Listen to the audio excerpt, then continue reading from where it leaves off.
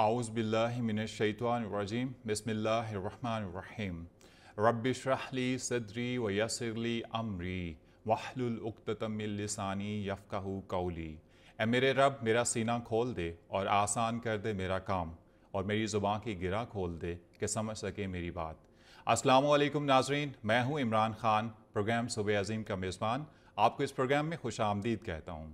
ہماری دعا ہے کہ ہماری ہر صبح کا آغاز اللہ تعالیٰ کے عظیم اور بابرکت نام سے ہو، اور ہماری ہر شام بھی صبح عظیم کی طرح عظمت سے اختتام پذیر ہو۔ ارشاد ربانی ہے وَلَقَدْ يَسَّرْنَا الْقُرْآنَ لِلذِّكْرِ فَهَلْ مِن مُدَّكِرٍ، اور تحقیق ہم نے قرآن آسان کر دیا نصیحت کے لیے، پس کوئی ہے جو اس سے نصیحت حاصل کرے۔ ناظرین، قرآن کریم ہمیشہ ہمارے لیے راہبر و رہنما ہے، اگر اللہ تعالیٰ فرماتا ہے کہ اس کے لیے آسان ہے جو اس سے نصیحت حاصل کرنا چاہتا ہے۔ آئیے سنتے ہیں تلاوت کلام پاک۔ اعوذ باللہ من الشیطان الرجیم، بسم اللہ الرحمن الرحیم،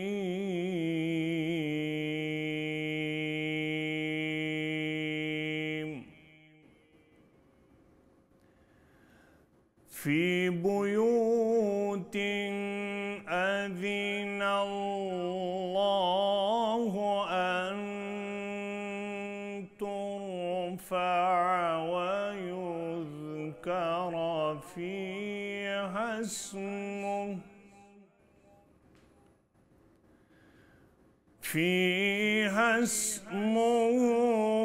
يسبح له فيها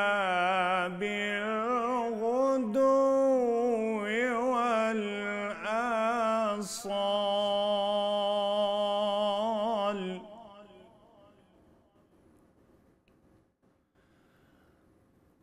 رجال لا تلهيهم تجارة ولا بيع عن ذكر الله،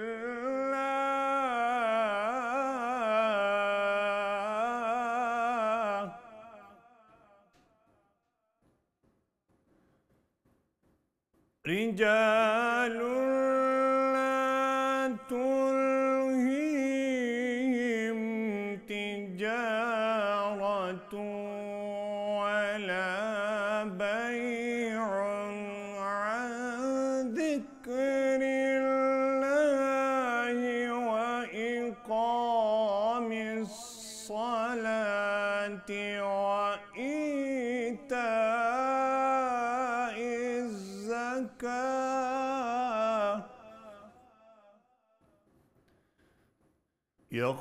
يخافون يوما تتقلب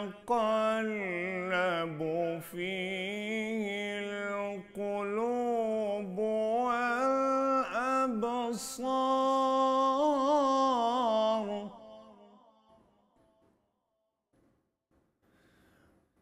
رجال لا تلهيهم تجارة ولا بيع عن ذكر الله وإقام الصلاة وإيتاء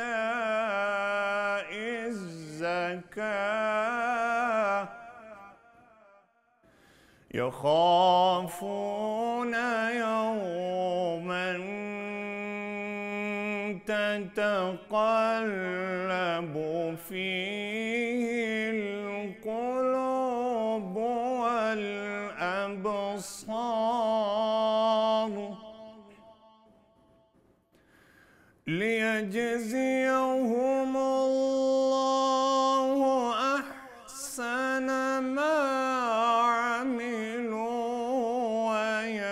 ويزيدهم من فضله والله يرزق من يشاء بغير حساب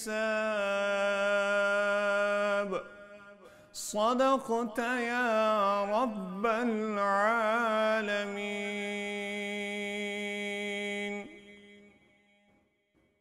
رسولا منہم یتلو علیہم آیاتہ ویزکیہم ویعلمہم الکتاب والحکمہ، اور انہی میں سے رسول بھیجا جو ان کو اللہ کی آیات پڑھ کر سناتا ہے اور ان کو پاک کرتا ہے اور ان کو کتاب و حکمت کی تعلیم دیتا ہے۔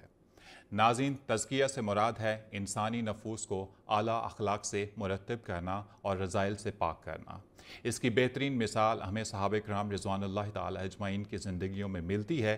ناظرین، یہ وہی تزکیہ نفس تھا جس سے خطہ عرب بالکل بدل کر آ گیا تھا، اور اس میں وہ مثالی چینج آیا تھا جس کی نظیر تاریخ انسانی سے ڈھونڈنا مشکل ہے۔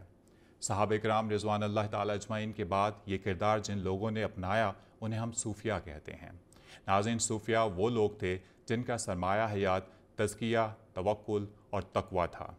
ناظرین، ہم اپنے آج کے پروگرام میں انہی صوفیہ کرام کی زندگیوں سے اخذ تعلیمات پر بات کریں گے، اور اس پر بات کرنے کے لیے ہمارے ساتھ موجود ہیں ہمارے مستقل مہمان پروفیسر ڈاکٹر محمد عظیم فاروقی صاحب۔ آپ عرصہ 4 دہائیوں سے تعلیم و تدریس کے حوالے سے اپنی خدمات سر انجام دے رہے ہیں۔ آپ ایک مستند علمی اور روحانی شخصیت کے طور پر جانے جاتے ہیں۔ ہماری آج کی دوسری مہمان ہیں پروفیسر ڈاکٹر تنویر انجم صاحبہ۔ آپ قائد اعظم یونیورسٹی اسلام آباد میں شعبہ تاریخ میں چیئرپرسن کی حیثیت سے اپنی خدمات سر انجام دے رہے ہیں۔ آپ قومی اور بین الاقوامی حلقوں میں ایک مستند صوفی محقق کے طور پر جانی جاتی ہیں۔ ہم اپنے دونوں معزز مہمانان گرامی کو پروگرام صبح عظیم میں خوش آمدید کہتے ہیں۔ ناظرین، بلا توقف سوالات کی جانب بڑھتے ہیں۔ ڈاکٹر صاحبہ، آپ سے ہمارا پہلا سوال یہ ہے، لفظ تصوف کے اہل علم و دانش اور اہل لغت نے بہت سارے معنی و مفاہیم بیان کیے ہیں۔ ان میں سے بہت سارے معنی و مفاہیم ایسے ہیں، اتنے ثقیل ہیں کہ وہ عام ذہنی سطح سے بہت بلند نظر آتے ہیں۔ آپ تصوف کی استاد بھی ہیں اور محقق بھی ہیں۔ آپ سے ہماری درخواست یہ ہے کہ علم لفظ تصوف کے بنیادی ماخذ اور اس کے معنی و مفاہیم پر عام فہم انداز میں روشنی ڈالیے۔ بسم اللہ الرحمن الرحیم۔ پہلے تو میں مشکور ہوں کہ آپ نے مجھے اس پروگرام میں شرکت کی دعوت دی۔ ویلکم میم۔ جہاں تک تصوف کا تعلق ہے تو ایک بات یاد رکھیے کہ اس کے بارے میں بہت ساری رائے موجود ہیں اور بہت سارے اختلاف رائے بھی موجود ہے، اور یہ جو لفظ تصوف ہے یہ بہت بعد میں جو ہے کئی صدیوں کے بعد جو ہے یہ مستعمل ہوا۔ اسی لیے ہم دیکھتے ہیں کہ سید علی حجویری، جن کو ہم عرف عام میں داتا گنج بخش بھی کہتے ہیں، آپ کا فرمانا تھا کہ ایک وقت تھا جب تصوف کی روح تھی، تصوف کا علم موجود تھا، لیکن لفظ تصوف موجود نہیں تھا۔ تو بہرحال جہاں تک لفظ تصوف کا تعلق ہے اور صوفی جس سے لفظ نکالا گیا ہے، تو اس کے بارے میں ایک جو عام طور پہ پایا جانے والا نظریہ ہے وہ یہ ہے کہ چونکہ پہلی صدی عیسوی کے جو صوفیہ کرام تھے وہ اونی لباس استعمال کرتے تھے، عربی میں اون کو صوف کہا جاتا ہے، تو اسی لیے وہاں سے صوفی کا لفظ جو ہے وہ نکل آیا، وہ اس کا ماخذ ہے۔ دوسرا جو ہے وہ ویو یہ ہے کہ لفظ صوفی جو ہے صفا سے نکلا ہے۔ صفا سے مراد ہے صفائی، اور صفائی یا پاکیزگی، جس سے مراد یہاں پہ قلبی طہارت ہے اور روحانی پاکیزگی یا باطنی پاکیزگی ہے۔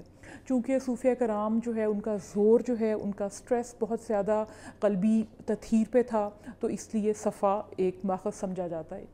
تیسرا جو ویو ہے اس کے بارے میں وہ یہ ہے کہ چونکہ اصحاب صفا جو ہے ہمیں صوفیہ کرام کی ایک پہلی ایک کلیکٹیو ایکسپریشن جو ہے نظر آتا ہے، تو اس لیے، اور آپ سب جانتے ہیں کہ اصحاب صفا سے مراد وہ لوگ تھے جو کہ رسول اللہ صلی اللہ علیہ وآلہ وسلم کے دور میں ان کی مدنی زندگی میں مسجد نبوی میں ایک چبوترا تھا جہاں پہ رہائش پذیر تھے، اور انہوں نے اپنے آپ کو عبادت کے لیے، ریاضت کے لیے وقف کر دیا تھا۔ ان کی اپنی فیملی لائف بھی نہیں تھی اور بڑی ترک و تجرید کی زندگیاں گزار رہے تھے، تو وہاں سے جو ہے یہ لفظ اصحاب صفا سے صوفی نکل آیا۔ चौथा जो इसके बारे में व्यू है वो ये है कि यूनानी ज़बान का लफ्ज़ सोफ़िया है, जिससे मुराद विज़डम और हिकमत है। अगर हम ये लफ्ज़ देखें हिकमत, तो अभी आपने भी जो कुरान की आयत पढ़ी उसमें भी इसका इशारा मौजूद था कि कुरान में कई बार कुरान और किताब के साथ हिकमत का, दानाई का जो है वो लफ्ज़ जो है वो आया है। तो सूफिया कराम जो है चूँकि हिकमत और दानाई का हिकमत और दानाई का पैगाम पहुंचाते हैं, एक हिकमत और दानाई का एक सरचश्मा थे, तो इसलिए जो है चौथा व्यू जो है ये पाया जाता है कि सोफ़िया से ये लफ्ज़ निकला। लेकिन इसके बारे में जो ज़्यादातर जो मुहक्किकीन हैं उनका ये ख़्याल है कि अरबी ग्रामर की रूह से ये तमाम के तमाम जो हैं ये ख़यालात बातिल हैं, ये दुरुस्त नहीं हैं। यहाँ पे मैं हज़रत अली करमुल्लाह वजह से जो रिवायत है वो, और फिर जो है इमाम जाफ़र सादिक़ अलैहिस्सलाम से भी मनकूल है कि ये जो लफ्ज़ तसव्वुफ़ है ये बुनियादी तौर पे मुख़फ़फ़ या एब्रीविएशन है, जिसमें ते, स्वाद, वाओ और फ़े ये 4 हरूफ शामिल हैं। जो पहला हर्फ है ते, इससे मुराद है तर्क, तौबा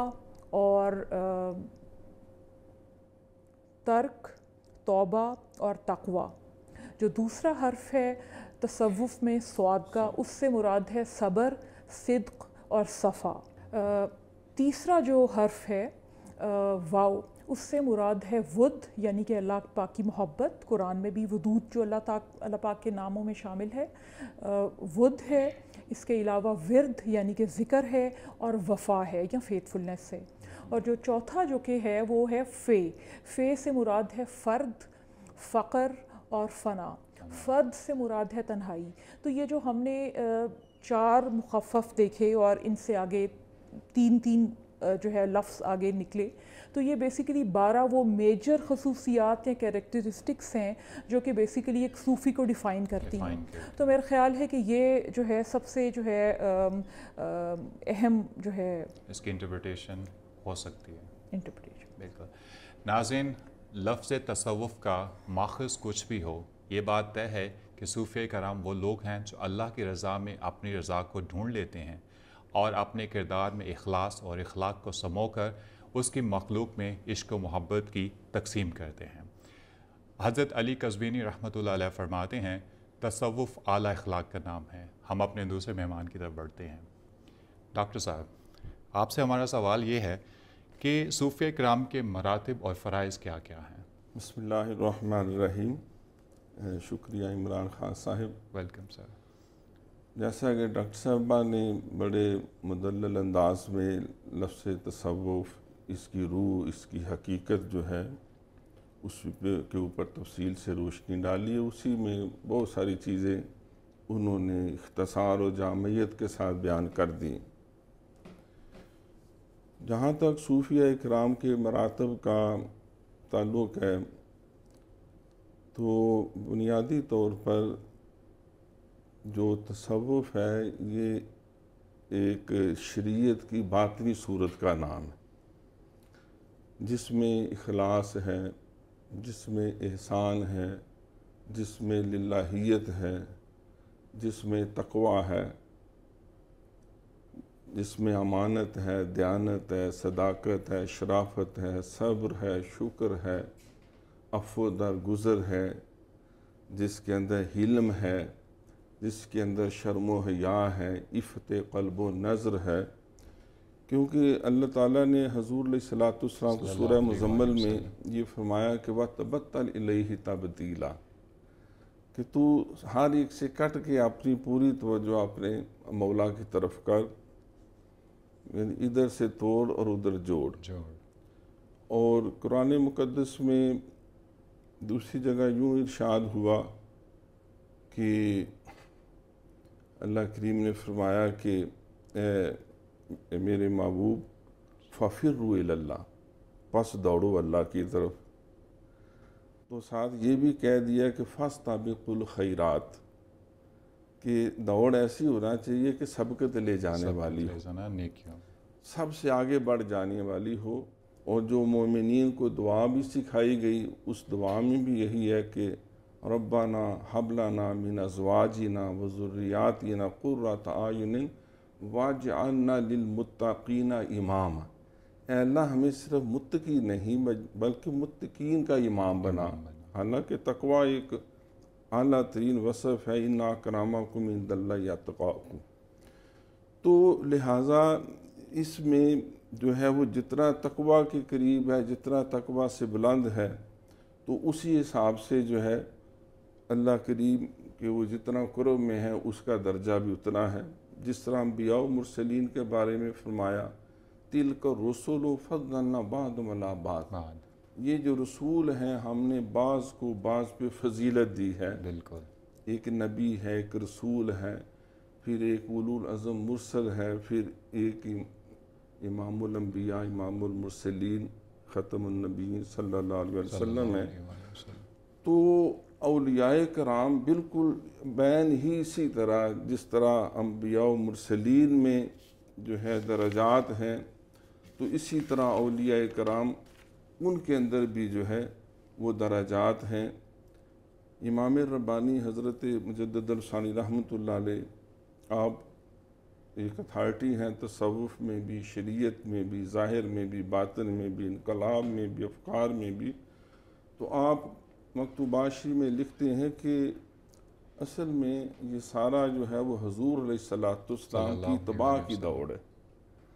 क्योंकि कुरान पाक में अल्लाह ताला ने फरमाया कि इन्हें कह दो कि अगर तुम्हें अल्लाह से मोहब्बत है तो मेरी इत्तबा करो, अल्लाह तुमसे मोहब्बत करेगा। कुल इन कुंतुम तुहिब्बुनल्लाह फत्तबिऊनी युहिब्बुकुमुल्लाह, कि अल्लाह की मोहब्बत तब हासिल होगी जब नबी अलैहिस्सलाम की इत्तबा होगी।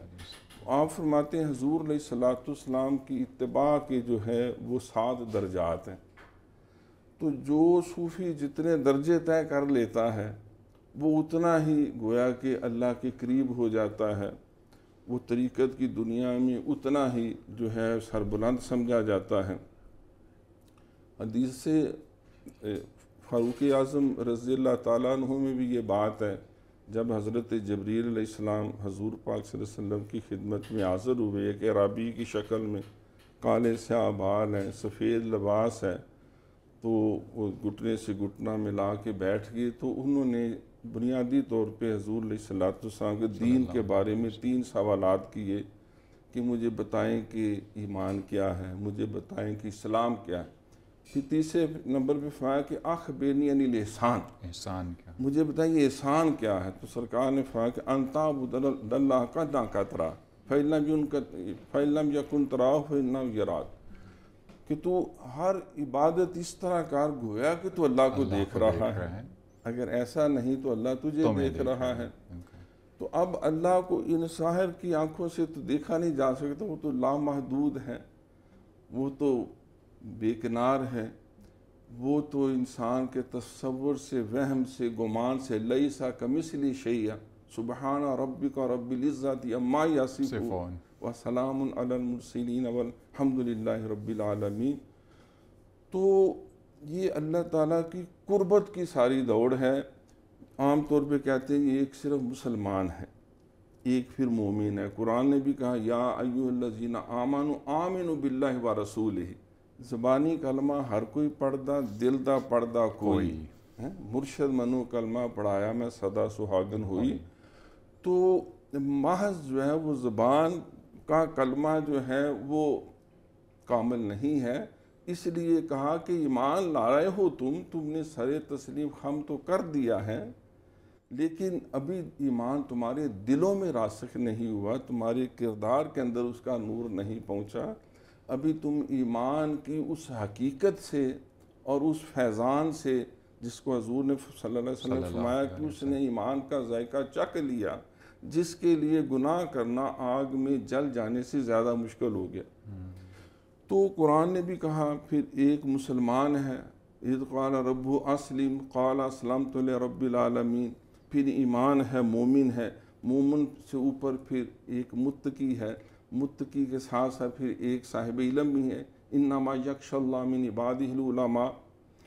तो फिर उसके ऊपर जो है वो एक खशियत का दर्जा है, پھر الا ان اولیاء اللہ لا خوف علیہم ولا ہم یحزنون، پھر ولایت کا درجہ ہے، پھر ولیوں کے اوپر درجات ہیں، جیسا کہ حضرت کم از کم اس کی جو کیٹیگری ہے حضرت شیخ اکبر شیخ کبیر سید احمد کبیر رفاعی رحمۃ اللہ علیہ اپنی وہ کتاب میں لکھتے ہیں کہ صوفی کو اگر دیکھ رہا ہوں کس درجات میں تو وہ کم از کم 12 صفتوں پہ ہونا چاہیے، اس کے باطن میں اس کے ظاہر میں اللہ تعالیٰ کی صفت حلم کا کامل طور پہ فیض ہو، اور صفت جو ستار کا پردہ پوشی کا، حضور علیہ الصلوۃ والسلام کی صفت رحمت کا فیض ہو، اور آپ کے جو شفقت ہے بالمومنین رؤوف الرحیم، صدیق اکبر رضی اللہ تعالیٰ عنہ کی صدق کا فیض ہو، تصدق کا، خیرات کرنا، خرچ کرنا، فاروق اعظم رضی اللہ تعالیٰ عنہ کی 2 صفتیں امر بالمعروف اور نہی عن المنکر ہو، سیدنا عثمان غنی رضی اللہ تعالیٰ عنہ ان کی جو ہے وہ شرم و حیا ہو اور تسلیم و رضا ہو، اور حضرت مولا علی شیر خدا رضی اللہ تعالیٰ عنہ ان کا کامل زہد ہو اور شجاعت ہو، چراغ و مسجد و محراب و منبر ابو بکر و عمر و عثمان و حیدر۔ تو ایک صوفی جتنا حضور کی اتباع کے درجے طے کرتا جاتا ہے وہ سمجھے کہ اتنا ہی وہ اپنے مراتب کو بلند کرتا جاتا ہے۔ نہ پوچھ ان خرقہ پوشوں کی ارادت ہو تو دیکھ ان کو، ید بیضا لیے بیٹھے ہیں اپنی آستینوں میں۔ پروگرام کا سلسلہ بھی جاری ہے، وقت ہو ایک چھوٹے سے بریک کا، ملتے ہیں بریک کے بعد۔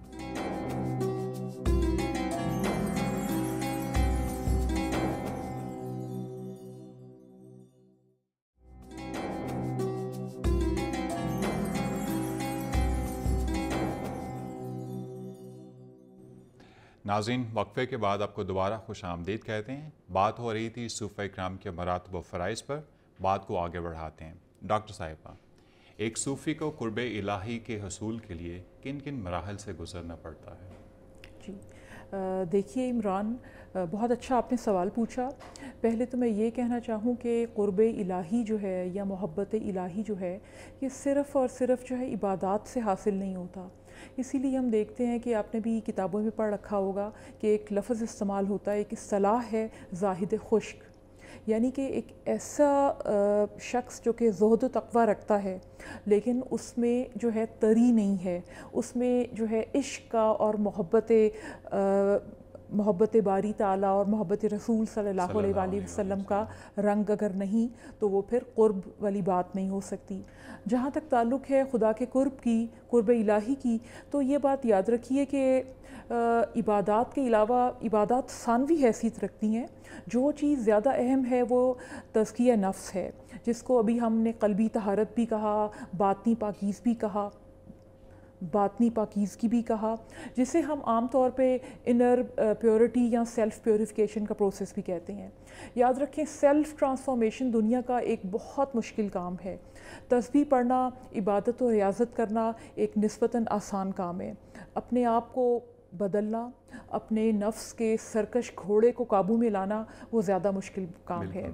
اسی لیے ہم یہ دیکھتے ہیں کہ حدیث میں بھی رسول اللہ صلی اللہ علیہ وآلہ وسلم نے فرمایا کہ من عرف نفسہ فقد عرف ربہ، کہ جس نے اپنے نفس کو پہچان لیا اس نے اپنے رب کو پہچان لیا۔ تو جو نفس شناسی ہے یا خود شناسی ہے وہ کس طرح رب شناسی تک لے کر جاتی ہے کہ آپ اپنے آپ کو ٹٹولیں، خود احتسابی کریں اور آپ اپنی نیت کو پرکھیں، اپنی نیت کو جانچیں کہ کہاں کدھر آپ کی نیت میں کہیں کوئی کھوٹ ہے، کہیں کوئی لالچ ہے، کوئی خود غرضی ہے، کہیں کوئی منفی سوچ بھی اگر کہیں آپ کے اندر چھپی ہوئی ہے تو آپ اس کو سراغ لگائیں اور خود احتسابی کے عمل سے گزرتے ہوئے اس کو آپ ٹھیک کرنے کی کوشش کریں۔ جو قرآن میں جو اس کے لیے مختلف اصطلاحات استعمال ہوتی ہیں، آپ جانتے ہیں کہ پہلی جو سٹیج ہے اس کو 7 درجوں میں بھی جو ہے وہ ہم تقسیم کر سکتے ہیں۔ پہلا جو درجہ ہے وہ نفس امارہ کا ہے، یعنی کہ وہ نفس جو کہ باغی نفس ہے جس کو ٹرین کرنا ہے اور جس کو آپ نے سدھارنا ہے۔ اس کے بعد جو اگلی جو سٹیج ہے وہ نفس لوامہ ہے۔ لوامہ جو ہے یہ وہ سٹیج ہے نفس کی کہ جس میں خود احتسابی کا عمل شروع ہوتا ہے اور انسان اپنے کیے پر غور و فکر کرنے لگتا ہے۔ تیسرا جو ہے وہ نفس ملہمہ ہے۔ ملہمہ کا لفظ جو ہے الہام سے نکلا ہے، یعنی کہ وہ نفس جس کو باطل اور حق کے بارے میں جو تفریق ہے اس کا الہام ہو جائے۔ ویسے بھی قرآن میں ارشاد ہے، ارشاد باری تعالیٰ کہ فَحَلْهُمَهَا فَجُورَهَا وَتَقْوَاهَا، فَحَلْهَمَهَا فَجُورَهَا وَتَقْوَاهَا، کہ ہم نے ہر نفس کو الہام کیا کہ فجور کیا ہے اور تقویٰ کیا ہے۔ تو یہ انسان کی اپنی ایک انر وائس ہے جس کو سننے کی ضرورت ہے۔ اس کے بعد ہم دیکھتے ہیں کہ پھر اس سے اگلی سٹیج نفس مطمئنہ کی آتی ہے، جس میں ایک انسان کنٹینٹڈ فیل کرتا ہے، سیلف کنٹینٹمنٹ کی سٹیج آتی ہے، اور پھر اس کے بعد ہم دیکھتے ہیں کہ نفس راضیہ، نفس مرضیہ اور نفس کاملہ تک، یعنی کہ نفس راضیہ جس سے انسان رب سے راضی ہو جائے، رب کی ہر چیز سے راضی ہو جائے، ہر فیصلے سے راضی ہو جائے، اور مرضیہ کہ جس سے رب راضی ہو جائے، اور نفس کاملہ جو ہے وہ تو پھر ایک کمپلیشن اور ایک سکسیسفل، جس کو آپ کہتے ہیں کہ ایک اٹینمنٹ کی ایک سٹیج ہے، جس کو ہم آخری سٹیج کہتے ہیں۔ من عرف نفسہ فقد عرف ربہ، جس نے خود کو پہچانا اس نے اپنے رب کو پہچانا۔ اسی لیے ناظرین کہتے ہیں کہ تصوف قال سے زیادہ حال کا نام ہے اور شنیدن سے زیادہ چشیدن کا نام ہے۔ ہم اپنے دوسرے مہمان کی طرف بڑھتے ہیں۔ فاروقی صاحب، ہر مذہب میں ایک روحانی پہلو ہوتا ہے۔ ہمارا آپ سے یہ سوال ہے کہ اسلام کا تصوف کا جو روایات ہیں وہ دوسرے مذاہب کے روحانی تصورات سے کس طرف مختلف ہیں؟ دیکھیں، جہاں لفظ مذہب کا آ جاتا ہے وہاں یقیناً باطن کا نظام بھی انوالو ہو جاتا ہے۔ اگر ہم پوری دنیا کے جتنے مذاہب ہیں ان پہ اگر نظر دوڑائیں تو ہمیں ان سب کو 4 کیٹیگریز میں تقسیم کرنا پڑے گا لفظ تصوف کے حوالے سے، یعنی باطن کی اصلاح، نفس کی اصلاح، تزکیہ نفس، تصفیہ باطن، جس طرح ڈاکٹر صاحب نے بتایا کہ تطہیر باطن کا جو مرحلہ ہے، تو یہ ہندوؤں میں بھی ہے، یہ سکھوں میں بھی ہے، یہ مسیحی قومیت میں بھی ہے، یہودیوں میں بھی ہے۔ تو 4 کیٹیگریز میں میں یہاں ڈاکٹر محمد عبداللہ انصاری جو ہے، جس کو ایک اتھارٹی سمجھا جاتا ہے Islamic thought, history and culture کے حوالے سے، اور ان کی بڑی سروسز ہے۔ ان کی جو کتاب ہے صوفیزم اینڈ شرعیہ، تصوف اور شریعت جو ہے، اس میں بھی انہوں نے بڑی تفصیل سے گفتگو کی ہے اسی پہلو پہ کہ 4 حصوں میں ہم تقسیم کریں۔ ایک وہ تصوف ہے جو ہمیں فلسفیانہ مذاہب سے آتا ہے۔ فلسفیانہ مذاہب میں یہ جو یونانی جتنا تھاٹ ہے، یونانی فکر ہے، وہ شامل ہے، اس میں بھی دیوی ہیں، دیوتاؤں کے تصورات ہیں، جو ہم ارسطاٹل، سقراطس اور پلیٹو وغیرہ کی جب وہ اسٹڈی کرتے ہیں انہوں نے کس طرح، اور ہندو مذہب یہ بھی اس کے اندر ہی شامل ہے، سکھ بھی شامل ہیں۔ تو یہ فلسفیانہ مذاہب پہ جن کی بیس ہے، ان میں بھی بہت سارے جو ہے یہ باطن کی تطہیر کے کئی جوگیانہ نظام ہیں، کئی ان کے عبادات ہیں، کئی ان کے ریاضات ہیں، ترک جلالی ہے، حیوانی ہے، جمالاتی ہے۔ تو یہ فلسفیانہ مذاہب دوسرے آ جاتے ہیں جو الہامی مذاہب ہیں۔ تو الہامی مذاہب میں یہودیت ہے اور عیسائیت ہے اور اسلام جو ہے۔ تو یہودیت اور عیسائیت، ان کے اندر بھی یہ تطہیر باطن کا ظاہر تصور توحید ان میں بھی ہے، رسالت بھی ہے، ملائکہ بھی ہے، کتب بھی ہے، آخرت بھی ہے۔ چوتھا پھر آ جاتا ہے اسلام۔ اسلام سے پہلے ایک اور بھی فکر ہے جس کو ہم جدید سائیکالوجی کہتے ہیں، جو ماڈرن بیہیویئرسٹ جن کو ہم کہتے ہیں، جس میں وہ روحانیت کی بات کرتے ہیں، جس میں وہ کہتے ہیں جی آئینہ بینی ہے، یہ ٹیلی پیتھی ہے، یہ مراقبہ ہے، کشف القبور ہے، کشف الصدور ہے۔ انہوں نے جدید سائنس کی بنیاد پہ بھی اس میں بھی بہت زیادہ ترقی کی۔ تو اب یوں کہہ لیں کہ جو علم روحانیات ہے، جس کے اوپر بہت زیادہ تحلیل نفسی، جس کو شعور، لا شعور، تحت شعور، لمبی بحثیں۔ تو چوتھے نمبر پہ آ جاتا ہے اسلام۔ اصل میں اتفاق یہ ہے کہ ان چاروں تصوفوں کو میں یہ عرض کروں گا یا چاروں فکروں کو اس طرح گڑبڑ کر دیا گیا تھا یا کر دیا گیا ہے کہ وہ اصل شکل پہچاننا جیسے ڈاکٹر صاحب فرما رہی تھی وہ مشکل ہو جاتا ہے، کیونکہ اب ہندوؤں کے جوگی دیکھے، عیسائیوں کے ان کے یہودیوں کے راہب دیکھے، کرسچنز کے وہ پادری آپ دیکھیں، اور جو جدید علم روحانیات میں بڑے ایکسپرٹ ہیں، آپ انگریز ہیں، آپ ان کی دیکھیں ریسرچ، وہ بھی بڑی بڑی دور کی باتیں کر لیتے، اور پھر مسلمانوں کے اندر بھی بے شمار جو ہے، ایک تو جو مستند چار جو بڑے سلاسل طریقت ہیں، نقشبندی ہیں، چشتی ہیں، قادری ہیں، سہروردی ہیں، پھر ان کے اندر بھی آگے کئی برانچیز ہیں، پھر اسلام کے اندر بھی بعض لوگ جو معاذ داتا صاحب نے کشف الماجوشی میں لکھا کہ کلمہ پڑھنے والوں میں بھی 3 درجے ہیں، مطلب ایک جو ہیں وہ صوفی ہیں جو ظاہر اور باطن جن کا شریعت کے سانچے میں ڈلا ہوا ہے، ایک متصوف ہیں جن کا ظاہر جو ہے وہ تو صوفی ہے لیکن باطن جو ہے وہ شیطان ہے، کالا سیاہ، اور تیسرے مستصوف ہیں جن کا ظاہر بھی شیطانیت سے عبارت ہے، باطن بھی، لیکن دعویٰ ان کا ہے برانام بھی صوفی۔ تو جو اسلامی تصوف ہے نہ اس کی بنیاد جو ہے وہ فلسفیانہ مذاہب کے اوپر ہے، نہ اس کی بنیاد یہ الہامی مذاہب میں کرسچینٹی یا یہودیت اس کے اوپر ہے، اور نہ اس کی بنیاد جو ہے علم روحانیت کے اوپر ہے۔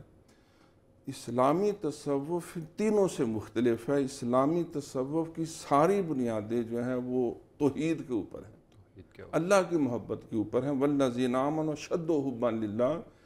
تو ہر وہ عمل جو انسان کو اللہ کی محبت میں گہرا کرے اور آگے کرے، اتنا آگے کرے کہ فنا اور بقا کا وہ تجربہ کر لے، جس کو امام ربانی مجدد الثانی رحمۃ اللہ 4 سٹیجز کا کہ پہلے ایک وہ مقام جمع آئے گا، اس کا وہ پورے طور پہ اللہ کے ساتھ مصروف ہو جائے گا، پھر اگلے مقام جمع اور جمع آئے گا جب اللہ کی طرف سے بھی اس کو ایسا ہی دونوں طرف ہے آگ برابر لگی ہوئی، كنت كنزا مخفيا فأحببت أن أرى فأخلقت نور محمد۔ عشق کا ذوق تماشا مفت میں بدنام ہے، حسن خود بے تاب ہے جلوہ دکھانے کے لیے۔ تو اللہ کریم خود چاہتے ہیں کہ کوئی مجھے پہچانے، کوئی میری معرفت حاصل کرے۔ وَمَا خَلَقْتُ الْجِنَّ وَالْإِنسَ إِلَّا لِيَعْبُدُونِ کی شرح میں حضرت پہلے قرآن کے مکمل مفسر جن کو رئیس المفسرین عبداللہ بن عباس فرماتے ہیں لِيَعْبُدُونَ اے لِيَعْرِفُونَ، تو وہ مقام جمع اور جمع پھر فرماتے ہیں کہ پھر اس تیسری سٹیج آتی ہے فرق بعد الجمع۔ صوفی جب ادھر سے دیکھتا ہے رب کی طرف تو بلے ہی بلے، دیکھ میں ویکھا عملہ والے کچھ نہیں میرے پلے، جی ویکھا تیری رحمت والے تے بلے بلے بلے، عدل کرے تے تھر تھر کمبن اونچیاں شانہ والے، فضل کریں تے بخشے جاون میجے میں منہ کالے۔ یہ فرق بعد الجمع ہے۔ اور چوتھا درجہ آتا ہے فرق مطلق۔ صوفی کو یہ ادراک ہو جاتا ہے کہ میں بندہ ہوں، وہ خدا ہے، میں فانی ہوں، وہ باقی ہے، وہ عزیز سے عزیز ہے، میں ذلیل سے ذلیل ہوں، میں مٹ جانا والا ہوں، فنا ہو جانے والا ہوں، وہ ہمیشہ رہنے والا ہے۔ تو اس اعتبار سے اسلامی تصوف کی بنیاد اللہ کی محبت اور حضور کی اتباع کے اوپر ہے۔ یعنی جو مسلمان صوفی ہے وہ اللہ کی محبت سے حضور علیہ السلام کی اتباع کے سانچے میں ڈال جاتا ہے، جس کو مجدد صاحب فرماتے ہیں جب وہ 7ویں منزل طے کرتا ہے تو حال بظاہر وہ امتی ہے، حضور نبی ہیں، لیکن ظاہر و باطن اس طرح ان کا شیر و شکر ہو جاتا ہے کہ نبی کو چھپا لو امتی کو دیکھ لو، امتی کو چھپا لو نبی کو دیکھ لو۔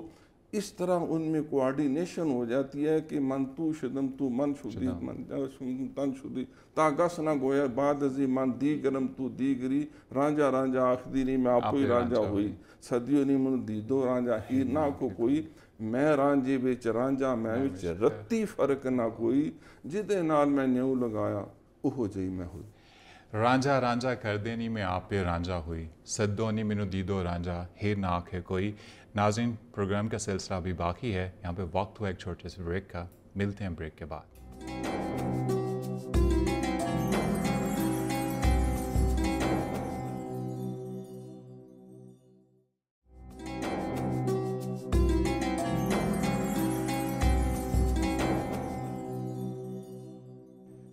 نگاہ عشق و مستی میں وہی اول وہی آخر، وہی قرآن وہی فرقان وہی یاسین وہی طٰہٰ۔ ناظرین، وقفے کے بعد آپ کو دوبارہ خوش آمدید کہتے ہیں۔ پروگرام کا سلسلہ جاری رہے گا، مگر ابھی وقت ہے ہدیہ نعت کا۔ آئیے نعت رسول مقبول صلی اللہ علیہ وآلہ وسلم سے اپنے کانوں میں رس کھولتے ہیں۔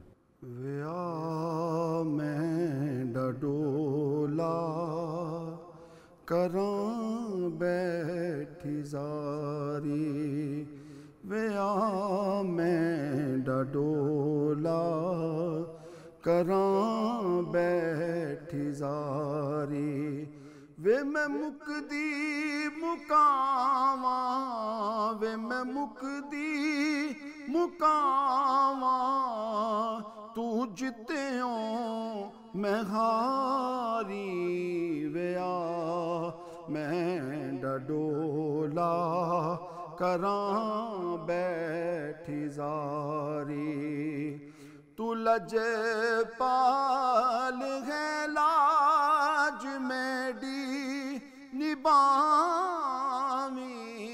تو لج پال ہے لاج میڈی نبامی، میڈی جندڑی ہوں تے ٹیڈے گناویں، وے تو چنگیا تو چنگا، وے تو چنگیا تو چنگا، میں جگ تو نکاری، ویا میں ڈڈولا کراں بیٹھی زاری، حکیماں طبیباں دے وس دی یہ گل نہیں، حکیماں طبیباں دے وس دی یہ گل نہیں، میرے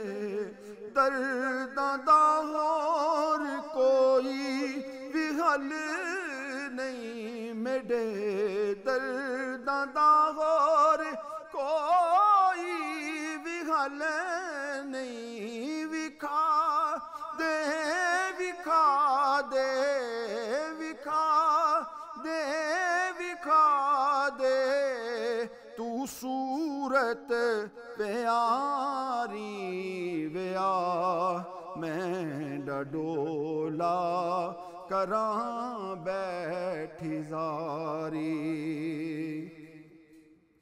میں لکھ لکھ کے چٹھیاں مدینے نو پایاں، میں لکھ لکھ کے چٹھیاں مدینے نو پایاں، تیڑے آن دیاں خبراں نہ آیاں، تیڑے آن دیاں خبراں نہ آیاں، نہ پوچھیا حال تو جان دیواری، ویا میں ڈڈولا کراں بیٹھی زاری، وے میں مکدی مکاواں، تو جتیوں میں ہاری، ویا میں ڈڈولا کراں بیٹھی زاری، ناشاد سوچاں چ رنگ ہویا پیلا، ناشاد سوچاں چ رنگ ہویا پیلا، ولن دی ولن کر کوئی لا وسیلہ، ولن دی ولن کر کوئی لا وسیلہ، وے میں گر تو دوری تھی دیساں بہاری، ویا میں ڈڈولا کراں بیٹھی زاری، وے میں مکدی مکاواں، وے میں مکدی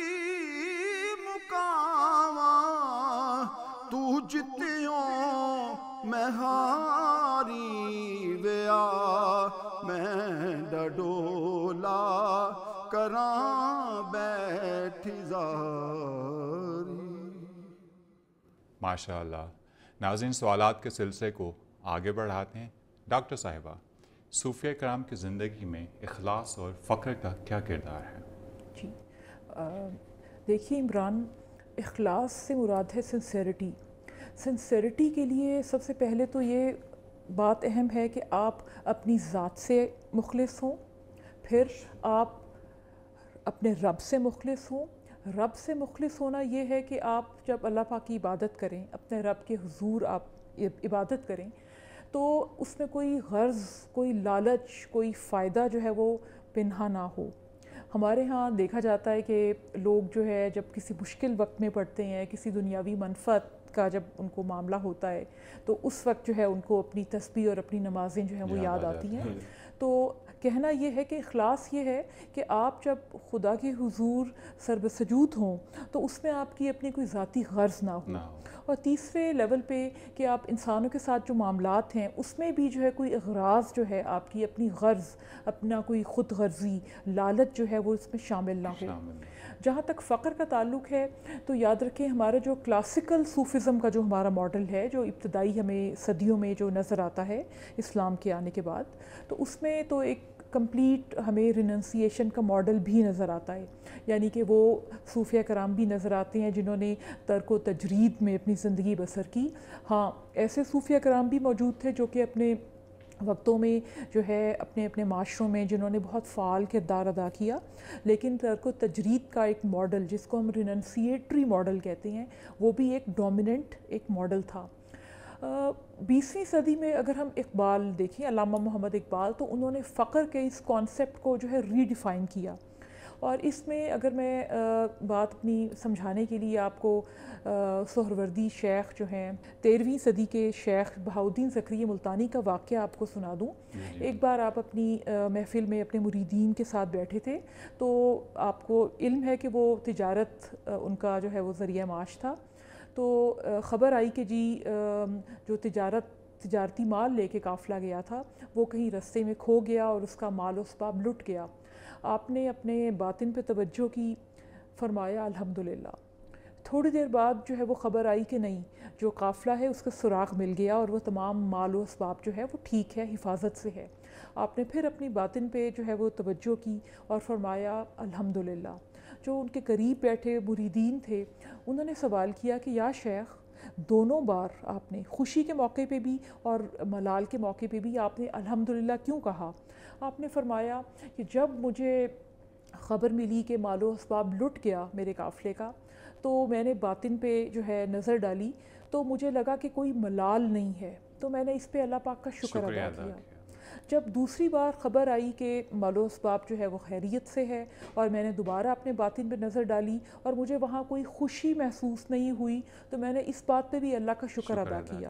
تو جو فقر کا جو ماڈل جو کہ اقبال پیش کرتے ہیں وہ یہی ہے کہ رہبانیت نہیں ہے فقر میں. فقر سے مراد یہ ہے کہ آپ اپنی زندگی گزاریں. اور دیکھیں اقبال ایک 20ویں صدی کے جو ہے ایک صوفی تھے، صوفی کرٹک آف صوفزم بھی تھے اور ایک ڈیفینڈر آف صوفزم بھی تھے. تو اقبال جو ہیں وہ فرماتے ہیں کہ فقر سے مراد جو ہے وہ ڈٹیچمنٹ ہے. پرانے وقتوں میں فقر اور غنا دو جو ہے ہم دیکھتے ہیں کہ کانٹراڈکٹری میننگز میں ان اصطلاحات کو لیا جاتا تھا. فقر سے مراد ہے والنٹری پاورٹی، یعنی کہ آپ خود ایک اپنی زندگی جو ہے اس طرز کی گزاریں کہ جس میں مال و اسباب سے دنیا کی رغبت نہ ہو اور مال و اسباب آپ جمع نہ کریں. اور غنا جو ہے وہ بالکل اس کے اپوزٹ ہے کہ آپ بے شک مال و اسباب جمع کریں لیکن اپنا دل اس کے ساتھ جو ہے وہ نہ لگا لیں، بلکہ ایک سرٹن لیول پہ ڈٹیچمنٹ جو ہے رکھیں. تو یہ جو اقبال کا جو فقر کا ماڈل ہے جو اقبال نے ری ڈیفائن کیا وہ یہی ہے کہ آپ ڈیل کریں وداؤٹ گیٹنگ انوالوڈ. ایک سرٹن لیول پہ ڈٹیچمنٹ ہو مال و دولت کے ساتھ. مال و دولت پوزیس کرنے میں کوئی حرج نہیں ہے، ایک سرٹن لیول پہ ایک ڈٹیچمنٹ ہو اور آپ کا دل جو ہے وہ اپنی دنیاوی لالچ اور دنیاوی آسائشوں میں پھنسا ہوا نہ ہو. جی ناظرین، شیخ نظام الدین اولیاء رحمۃ اللہ علیہ فرماتے ہیں تصوف یہ نہیں کہ ایک انسان برہنہ ہو کر لنگوٹ پہن کر بیٹھ جائے، تصوف یہ ہے کہ وہ لباس بھی پہنے، وہ کھانا بھی کھائے اور جو حلال چیز اس تک پہنچے وہ اسے روا رکھے، ہاں صرف اپنے دل کو دنیا کے مال کی رغبت سے دور رکھے۔ پروگرام کا سلسلہ بھی جاری ہے، یہاں پہ وقت ہو ایک چھوٹے سے بریک کا، ملتے ہیں بریک کے بعد۔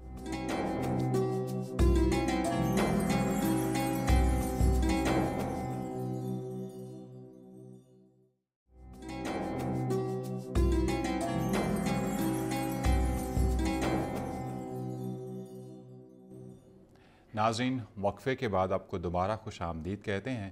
اپنے آخری سوال کی طرف بڑھتے ہیں۔ پروفیسر صاحب، آپ سے ہمارا آخری سوال یہ ہے کہ حالات حاضرہ میں نوجوان نسل میں صوفیانہ کردار کیسے پیدا کیا جا سکتا ہے؟ جوانوں کو میری آہیں سحر دے، پھر ان شاہی بچوں کو بالو پر دے، خدایا آرزو میری یہی ہے، میرا نور بصیرت عام کر دے۔ علامہ اقبال نے بھی اس خواہش کا اظہار کیا، دیار عشق میں اپنا مقام پیدا کر، نیا زمانہ نہیں صبح و شام پیدا کر، میرا طریق امیری نہیں فقیری ہے، الفقر و فخری، میرا طریق امیری نہیں فقیری ہے، خود ہی نہ بیچ، غریبی میں نام پیدا کر۔ تو جس اہم مسئلے کی طرف آپ نے توجہ دلائی ہے، یہ یقیناً بہت اہم بھی ہے اور بہت پیچیدہ بھی ہے، کیونکہ it is very easy to say, it is difficult to do. کہنا آسان ہوتا ہے، کرنا بہت مشکل ہے۔ میں نے بھی اپنے شیخ مکرم سے یہی سوال کیا جب ہم اس جوانی کے دور میں تھے کہ حضور زیادہ تفصیلی باتیں نہ بتائیں، صرف دو میں باتیں بتا دیں کہ ایک صحیح شیخ کی پہچان کیا ہے، تاکہ بندہ اسی کی صحبت میں جائے، باقیوں سے بچے، جس پہ علامہ اقبال نے بھی سخت کڑی تنقید کی ہے، خدا بندہ یہ تیرے سادہ لو بندے کدھر جائیں، کہ ہے درویشی بھی یہی یاری، کہ ہے سلطانی بھی مکتاری، یہی شیخ حرم ہے جو چرا کے بیچ کھاتا ہے، گلیم و بوزر دل کے ویسو چادر زہرا، نذرانہ نہیں سود ہے پیران حرم کا، ہر کا سلوس کے اندر ہے مہاجن، میراث میں آئی ہے انہیں مسند ارشاد، زاغوں کے تصرف میں عقابوں کے نشمن۔ تو نے فرمایا بیٹا پہلی بات یہ ہے کہ تم کسی فقیر درویش کو پہچاننے کے لیے کوشش نہ کرو، کیونکہ یہ ولی را ولی می شناسد، ولی کو ولی پہچان سکتا ہے، چور کو چور پہچان سکتا ہے، جواریے کو جواریہ پہچان سکتا ہے، اور فقیر کو فقیر پہچان سکتا ہے، دھوکہ کھا جاؤ گے۔ اس کا ایک طریقہ آپ کو ٹوکن بتا دیتا ہوں، اس کو سٹڈی نہ کرو، اس کے قریب بیٹھنے والوں کو سٹڈی کرو۔ اگر ان کے پاس بیٹھنے والا آپ دیکھیں کہ پہلے اس کی زندگی میں معصیت تھی، بے نماز تھا، زکوٰۃ نہیں دیتا تھا، حج روزے سے غفلت تھی، حقوق العباد میں یہ صحیح نہیں تھا، لیکن اس بندے کے پاس بیٹھنے کے بعد اس کی جوانی میں ایک نئی جو ہے تبدیلی آ گئی ہے، ایک مثبت رویہ آ گیا ہے، اس کے سوچ بدل گئی، اس کا کردار بدل گیا ہے۔ تو اگر کوئی ایک بھی بندے کا پتر نظر آئے تو سمجھو کہ اس درویش کی صحبت سے فائدہ ہو سکتا ہے، اور اگر ساری بادشاہ ہوں تو ان سے بچو۔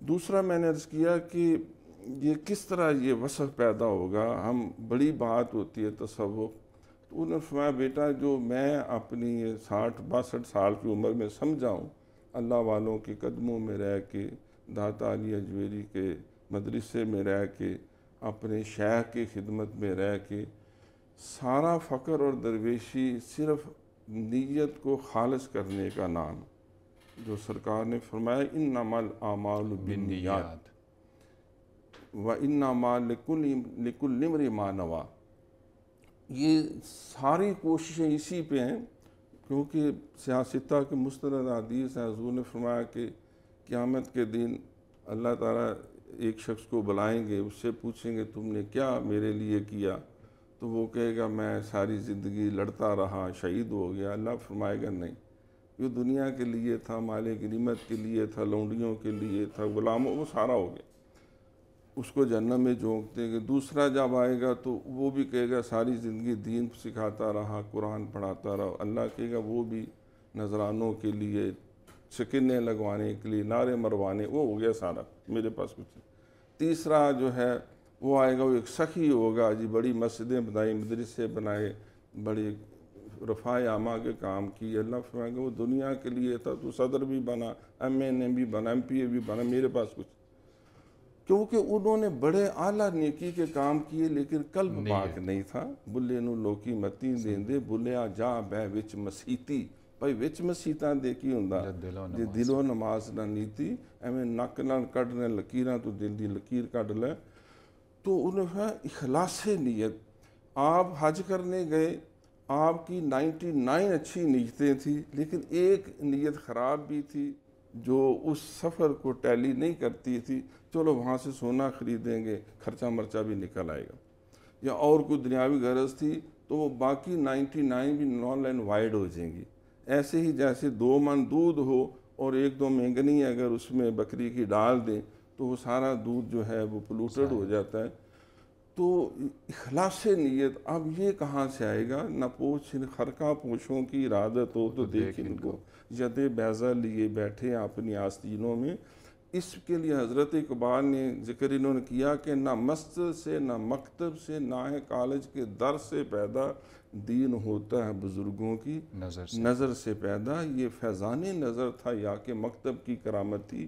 سکھائے کس نے اسماعیل کو آداب فرزندی, تو ان رحمت اللہ قریب من المحسنین. بیٹا یہ کسی اللہ والے کی خدمت میں قدموں میں بیٹھ کے, داتا صاحب نے لکھا کہ ایسا درویش ہو جو پہلے درجے میں صرف تم سے خدمت خلق کروائے, کوئی عبادت نہیں, کوئی ریاضت نہیں, کوئی علم شلم نہیں, بس مخلوق کی خدمت کرو. کیونکہ ہر کے خدمت کرد خود مخدوم شد, طریقت بجز خدمت خلق نیست, بتسبیح و سجادہ و دلک نیست.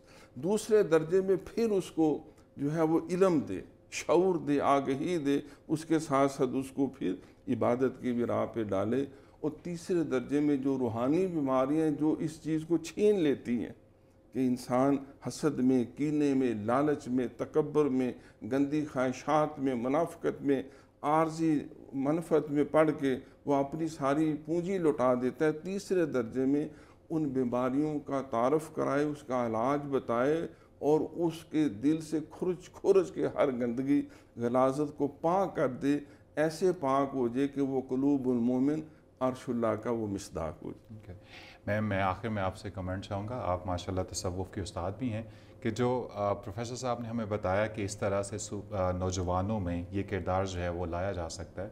اگر یہ کردار ہمارے نوجوانوں میں آ جاتا ہے تو ہمارے معاشرے میں کون سا مثبت اس سے اثر آ سکتا ہے؟ بہت اچھا آپ نے سوال کیا. اور ابھی جیسے ڈاکٹر عظیم صاحب فرما رہے تھے, مجھے اس سے یاد آئی بات کہ کہا جاتا ہے کہ صوفی وہ ہے جس کو دیکھ کے خدا یاد آئے.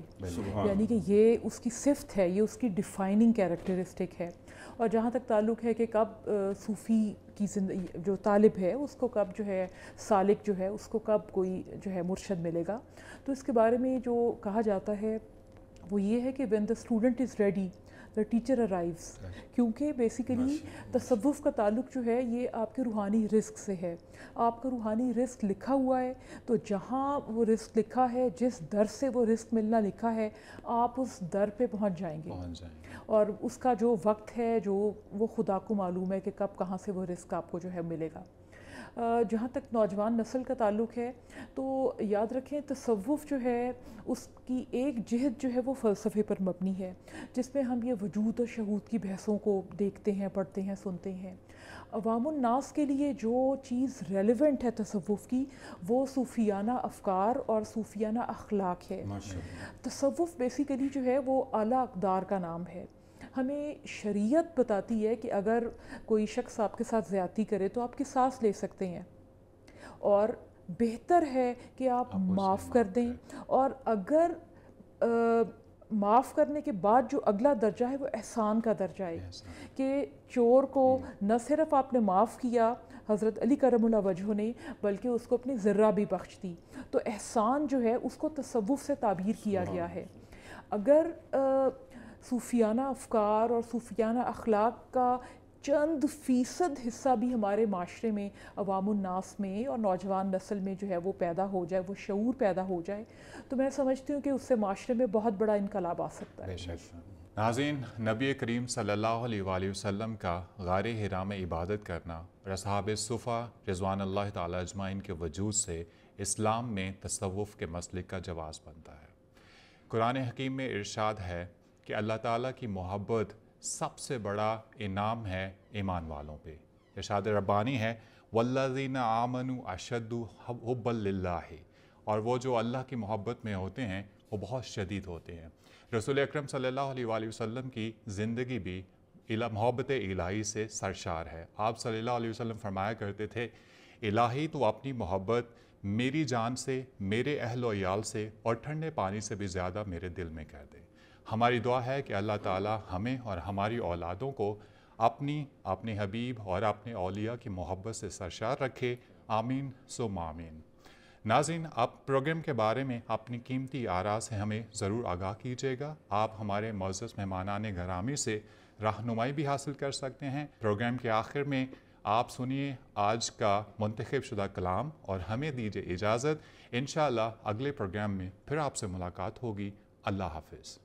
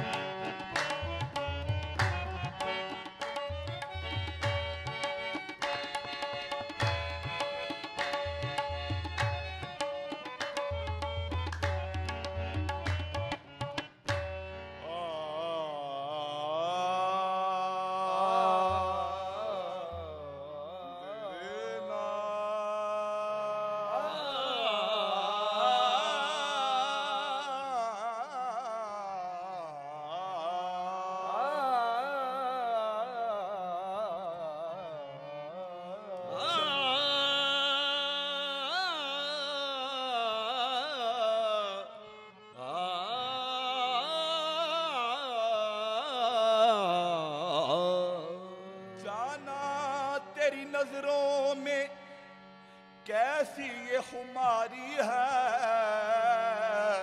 جو دیکھے نظر بھر کے وہ تیرا پجاری ہے، جو دیکھے نظر بھر تیرا وہ پجاری، اپنا ہو پرایا ہو بے ساختہ کہتا ہے، قدرت نے زمانے میں کیا چیز اتاری ہے، بے خود کیے دیتے ہیں، وہ بے خود کیے دیتے ہیں، انداز ہی جابانا بے خود کیے دیتے ہیں، انداز ہی جابانا جابانا بے خود کیے دیتے